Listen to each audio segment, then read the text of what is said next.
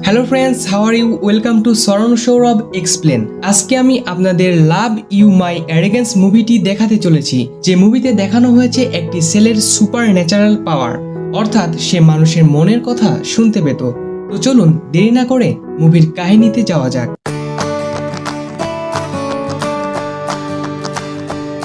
মুভির শুরুতেই গল্পের প্রধান ক্যারেক্টার সান এবং পিটকে দেখানো হয়। সান হচ্ছে একজন সোশ্যাল মিডিয়া সেলিব্রিটি। তার একটি ফেসবুক পেজ এবং একটি ইউটিউব চ্যানেল আছে।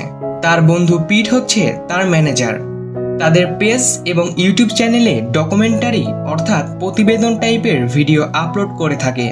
তারা পরবর্তী ভিডিও শুট করার জন্য পাশের গ্রামে যাচ্ছিল, কিন্তু সান যেতে চাইছিল না। পিট বলে, আমরা কাজ না করলে তো আমাদের ফলোয়ার কমে যাবে। সান বলে, তোমার কাছে সবচেয়ে ইম্পর্টেন্ট কোনটা, ভিউজ, ফলোয়ার্স নাকি আমি? পিট বলে, অবশ্যই ভিউজ, কারণ ভিউজ না হলে টাকা কোথায় থেকে আসবে, আর টাকা না আসলে আমাদের অন্য কোনো জব খুঁজতে হবে।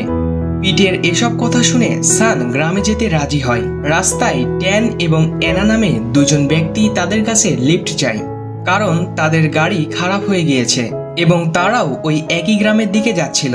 তখন ট্যান মনে মনে বলে, আরে এ তো সেই বদমেজাজি অ্যারোগ্যান্ট স্টার, ও আমাদেরকে লিফট দিবে না, একটু হেসে দেখা যাক, আরে কতক্ষণ দাঁড় করিয়ে রাখবি। ট্যানের মনে মনে এইসব কথা বলা সান শুনতে পাচ্ছিল, অর্থাৎ মানুষের চিন্তাভাবনা, থট সান শুনতে পেত, যাকে সুপার পাওয়ার বলা যায়।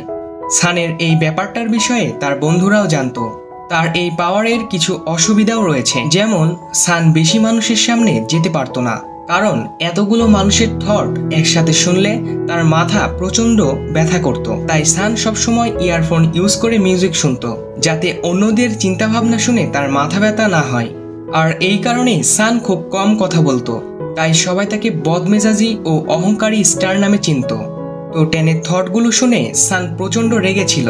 তখন অ্যানা তাদের কাছে এসে সাহায্য চায়, কিন্তু তারা তাদের সাহায্য না করেই চলে আসে। গ্রামে এসে তারা তাদের এক বন্ধু কেনের বাসায় ওঠে। সেখানে ব্রাউনি নামের একটি মেয়ে, যে ছিল সানের ডাইহার্ট ফ্যান, সে সানকে দেখে প্রচন্ড এক্সাইটেড হয়ে যায়।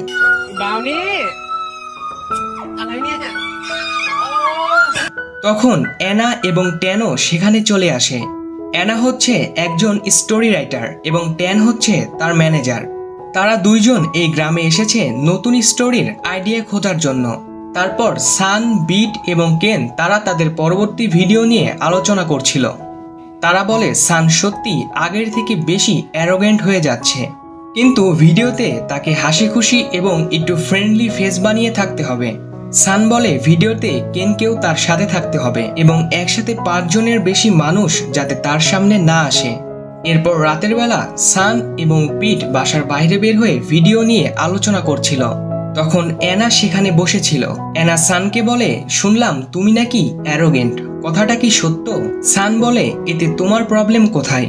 অ্যানা বলে, আমার কোনো সমস্যা নেই, তোমার সফল হতে হলে তোমাকে সবসময় হাসি খুশি থাকতে হবে এবং ফ্যানদের সাথে ভালো আচরণ করতে হবে, তাহলেই তোমার ডকুমেন্টারি সাকসেস হবে। সান তাকে রুডভাবে জবাব দিয়ে চলে যায়। পরের দিন সকালে তাদের শুটিং ছিল। তখন ব্রাউনি সেখানে চলে আসে। তার আচরণে সান খুব বিরক্ত হয়ে পড়ে, তাই পিট ব্রাউনিকে অন্যদিকে পাঠিয়ে দেয়। এরপর সান শুট করতে মানা করে, কারণ সে সর্বোচ্চ 5 জন মানুষের কথা বলেছিল, কিন্তু এখানে অনেক মানুষ। তখন পিট তাকে এখানে ভিডিও করার জন্য রিকোয়েস্ট করলে সান রাজি হয়। তখন পিট ভিডিও শুরু করে। সান এবং ক্যান ভিডিওতে গ্রামের ব্যাপারে বলছিল, যে এই গ্রামটি বিশাল এক বেড়িবাঁধের পাশে অবস্থিত।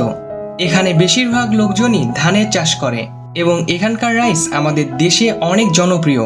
এই ব্যাপারে বিস্তারিত জানতে তাদের এখানকার মানুষের সাথে কথা বলতে হবে, কিন্তু সান মানুষদের কাছে যেতে চাইছিল না। এই সব কিছু অ্যানা দেখে সবাইকে হাততালি দিতে বলে। তখন সান সবার সামনে যায় এবং একসাথে এত মানুষের থ্রট শুনে সানের মাথা ব্যথা করতে শুরু করে দেয়। সে দৌড়ে সেখান থেকে বেরিয়ে যায়। কিছু দূরে এসে সান মিউজিক শুনছিল।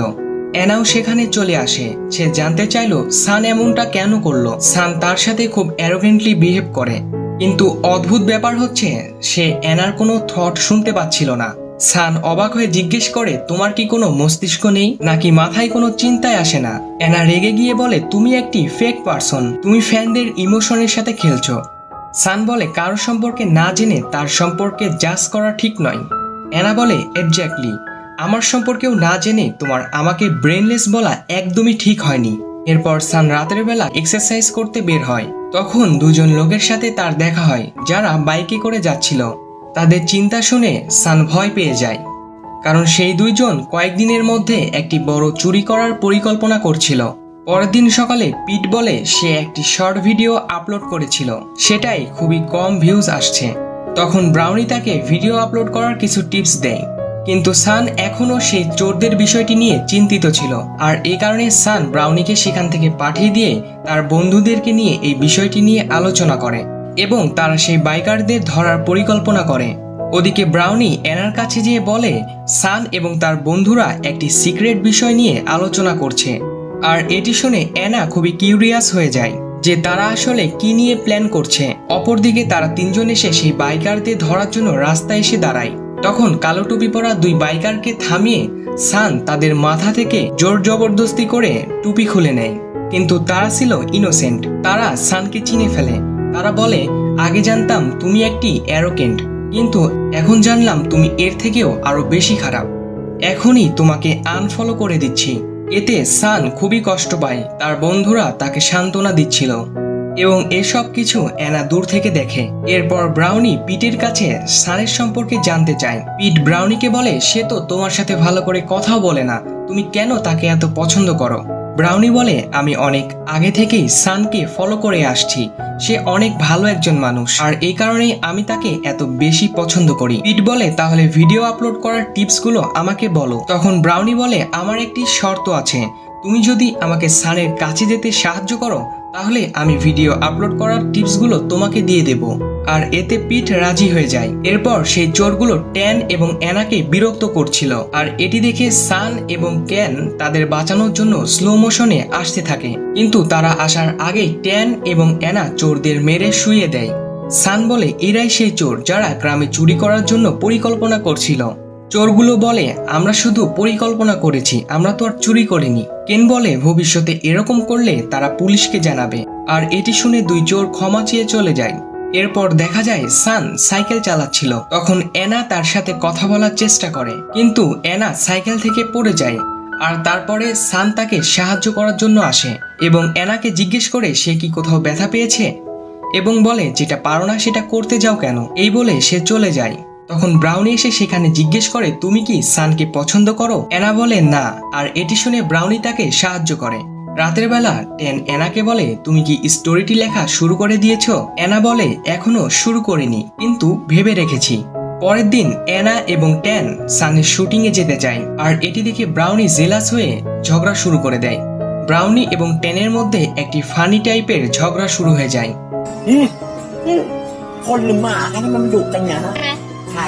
এরপর তারা সবাই একসাথে শুটিংয়ে আসে। সানকে শুটিং করতে দেখে ব্রাউনি এক্সাইটেড হয়ে চিল্লাতে শুরু করে দেয়। তারা ব্রাউনিকে এরকমটা করতে মানা করে। কিছুক্ষণ পর ব্রাউনি আবারও চিৎকার করে, কিন্তু এটি মনে মনে। সান প্রচন্ড রেগে গিয়ে তাকে চুপ থাকতে বলে, আর এটি দেখে ব্রাউনি চিন্তায় পড়ে যায়, কারণ সে তো মনে মনে চিৎকার করেছিল। এরপর শুটিং শুরু হয়ে যায়। তখন ব্রাউনি এবং ট্যান একজন অপরজনকে মনে মনে গালি দিচ্ছিল, আর এইসব শুনে সান আবারও রেগে গিয়ে তাদেরকে থামতে বলে। সানের এমন ব্যবহারে তারা তিনজন খুব অবাক হয় যে শুধু শুধু সান তাদের সাথে এমন করছে কেন। তখন কেন তাদেরকে সাইডে নিয়ে আসে এবং মুরগির খামার থেকে ডিম তোলার কাজে লাগিয়ে দেয়, যাতে তারা শুটিংয়ে বিরক্ত করতে না পারে। আর এরপরে শুটিং খুব ভালোভাবেই কমপ্লিট হয়। এতে সান খুব খুশি ছিল। সানকে প্রথমবারের মতো হাসতে দেখে অ্যানাও খুব খুশি হয়। পিট সানকে বলে অ্যানা হয়তো তোমাকে কিছু একটা জিজ্ঞেস করতে চাই, তুমি তার মনের কথা পড়ে বুঝে নিতে পারো। সান বলে অ্যানা এমন একজন মানুষ যার মনের কথা আমি শুনতে পাই না, জানি না এরকমটা কেন হয়। তখন অ্যানা সেখানে চলে আসে। সান বলে তুমি আমার কাছে কি জানতে চাও? অ্যানা বলে আমি তোমার সম্পর্কে জানতে চাই একজন ট্রাভেল ব্লগার বা ইউটিউবার কিভাবে কাজ করে। সান বলে এই সব তো গুগলে সার্চ করলেই জানতে পারবে। অ্যানা বলে তুমি থাকতে গুগলে সার্চ করব কেন? সান কোনো উত্তর না দিয়ে সেখান থেকে চলে যায়। তখনই সে কারো আওয়াজ শুনে সেখানে সাহায্য করতে যায়। যে ছিল একজন মহিলা। সে সাইকেল থেকে পড়ে গিয়েছিল এবং সেই মহিলাটি কথা বলতে পারে না। অ্যানা বলে, তুমি কি সাইন ল্যাঙ্গুয়েজ বুঝো? সান বলে, না। অ্যানা বলে, তাহলে তুমি মহিলাটির কথা বুঝলে কিভাবে? সান বলে, আমি অল্প অল্প সাইন ল্যাঙ্গুয়েজ বুঝতে পারি। অ্যানা বলে, একটু আগেই তো বললে তুমি বুঝো না। সান তার কোনো উত্তর না দিয়েই চলে যায়। পরের দিন অ্যানা ট্যানকে বলে সানের সম্পর্কে কিছু ইনফরমেশন বের করতে। পরবর্তী স্টোরিটা সানের উপর বেস করেই লেখা হবে, কারণ সানের লাইফস্টাইলটা তার কাছে অনেক ইন্টারেস্টিং লেগেছে এবং তার মনে হচ্ছে সান সবার কাছ থেকে কোনো কিছু একটা লুকিয়ে রেখেছে। বিকালবেলা ব্রাউনি পিটকে জিজ্ঞেস করে, তোমাদের ভিডিওটা আমাকে দেখাবে? তখন পিট বলে, হ্যাঁ অবশ্যই দেখাবো, তবে তুমি এই প্লেটগুলো ধুয়ে দাও, আমার অল্প একটু এডিটিং বাকি আছে, ততক্ষণ আমি এডিটিংটি শেষ করে নিই। তখন ব্রাউনি রাজি হয়ে যায়।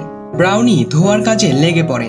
তখন কেন এসে বলে, আমি কি ভিডিওটি আপলোড করে টাইম সেট করে দিব, যাতে আগামীকাল সকালে পাবলিশড হয়ে যায়? এ শুনে ব্রাউনি বুঝতে পারে পিট তাকে বোকা বানিয়েছে।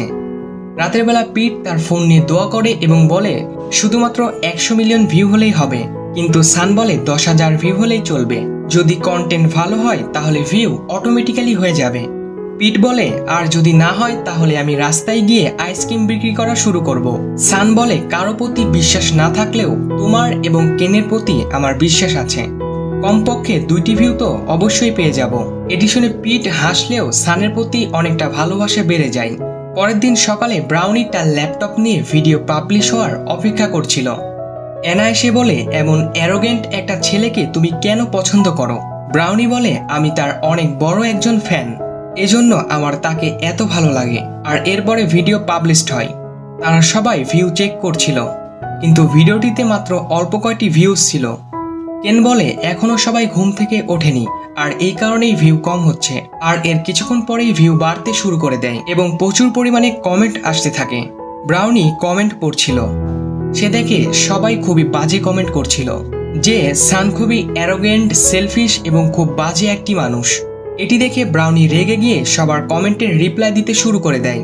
অ্যানা তাকে মানা করে যে আমরা সবার মুখ বন্ধ করতে পারবো না, আর তুমি অডিয়েন্সের সাথে ঝগড়া করলে সানের ইমেজ আরো বেশি খারাপ হবে। এরপর রাতের বেলা তারা পার্টি করে, কারণ তাদের ভিউজ 100K পার করে গিয়েছিল। পরের দিন ব্রাউনি অ্যানাকে বলে সানের একজন হেটার রয়েছে, যার সাথে ব্রাউনির ঝগড়া হয় এবং সে এইখানে আসছে। এ ব্যাপারে যদি সান জানতে পারে তাহলে সে প্রচণ্ড রেগে যাবে। এই বলে ব্রাউনি কান্না করে। কিছুক্ষণ পরে সানে সেই হেটারটি চলে আসে, কিন্তু সান তাকে অনেক আগে থেকেই চিনত, কারণ একসময় সে তার সবচেয়ে বড় ফ্যান ছিল। একদিন সে সানের জন্য গিফট নিয়ে যায় এবং সে সেলফি তুলতে চায়, কিন্তু সান তাকে ইগনোর করে চলে যায়। আর এরপরে সেই ছেলেটি সানের সবচেয়ে বড় ফ্যান থেকে সবচেয়ে বড় হেটারে পরিণত হয়। ছেলেটা সানকে বলে সান একজন ফেক পারসন, তার আসল রূপ সে সবাইকে দেখাবে।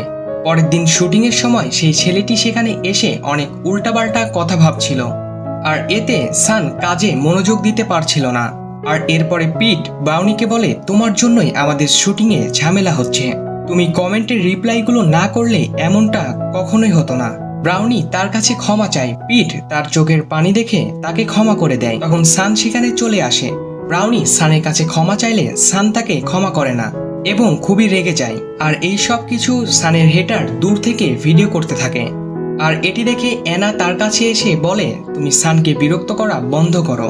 ছেলেটা বলে, তুমি জানো না সান আমার সাথে কি করেছে? অ্যানা বলে, আমি সব জানি, তুমি সানকে নিয়ে অনেক বেশি এক্সাইটেড ছিলে, আর যার কারণে তুমি ঠিকভাবে স্কুলে যেতে না। আর তখন তোমার বাবা মার রিকোয়েস্টে সান তোমার সাথে খারাপ ব্যবহার করত, যাতে তুমি ঠিকভাবে পড়ালেখা করতে পারো। আর এটি শুনে ছেলেটি তার ভুল বুঝতে পারে। এরপরে অ্যানা সানকে ব্রাউনির কাছে ক্ষমা চাইতে বলে। সে বলে, তুমি তোমার পাওয়ার ব্যবহার করে অনেক ভালো কিছু করতে পারো, পাওয়ারের কারণে রেগে গিয়ে ফ্যানদের সাথে বাজে ব্যবহার করা উচিত নয়। আর এটি শুনে সান পুরোই অবাক হয়ে যায় যে তার পাওয়ারের ব্যাপারে অ্যানা কিভাবে জানলো। পিট মনে মনে বলে, আমি অ্যানাকে কিছুই বলিনি। আর তখন সান বাইকের সাউন্ড শুনতে পায়। সে অ্যানাকে রাস্তার মাঝখান থেকে সরে আসতে বলে। অ্যানা বলে, প্রথমে প্রমিস করো আগে ব্রাউনির কাছে ক্ষমা চাইবে। আর তখনই দুইটি বাইক হাই স্পিডে সেখানে চলে আসে এবং সান কোনোভাবে অ্যানাকে বাঁচিয়ে নেয়। ফেরার সময় অ্যানা সানকে বলে, তোমার এই পাওয়ার ব্যবহার করে তুমি অনেক ভালো ভালো কাজ করতে পারো, যা একটু আগে করলে।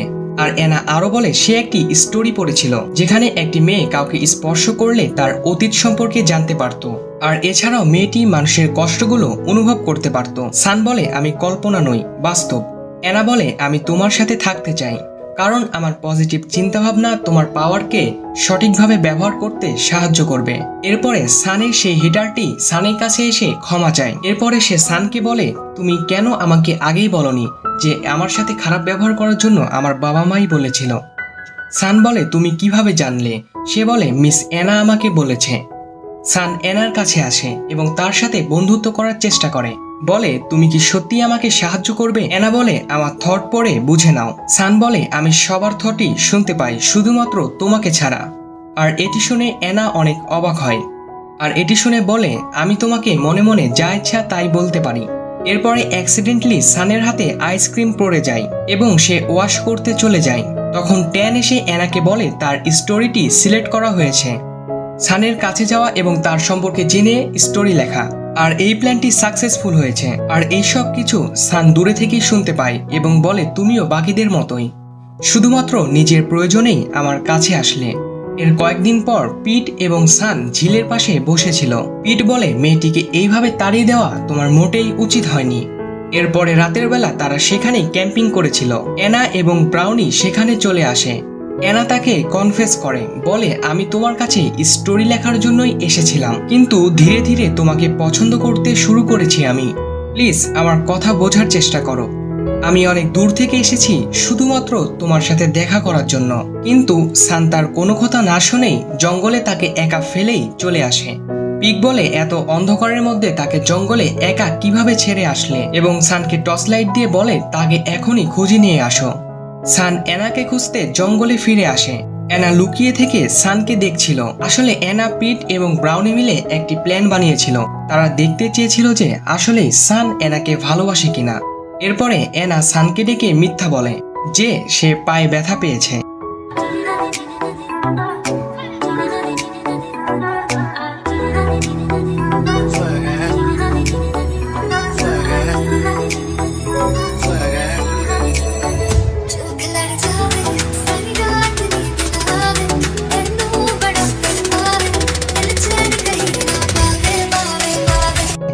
তাই সান তাকে পিঠে করে ক্যাম্পে নিয়ে আসে। তাদের দেখে পিট মনে মনে বলে প্ল্যান সাকসেসফুল।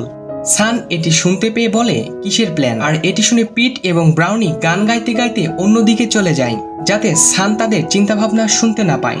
পরের দিনে তারা ট্রাভেল ব্লগ শুট করার জন্য একটি দর্শনীয় স্থানে আসে। সেখানে ব্রাউনি সানের কাছে ক্ষমা চায়। তখন সান ব্রাউনির কাছে ক্ষমা চায় এতটা খারাপ ব্যবহার করার জন্য। তখন ব্রাউনি খুশি হয়ে তাকে জড়িয়ে ধরে বলে আমি শুধুমাত্র তোমার ফ্যান, আর কারো ফ্যান হতে চাই না।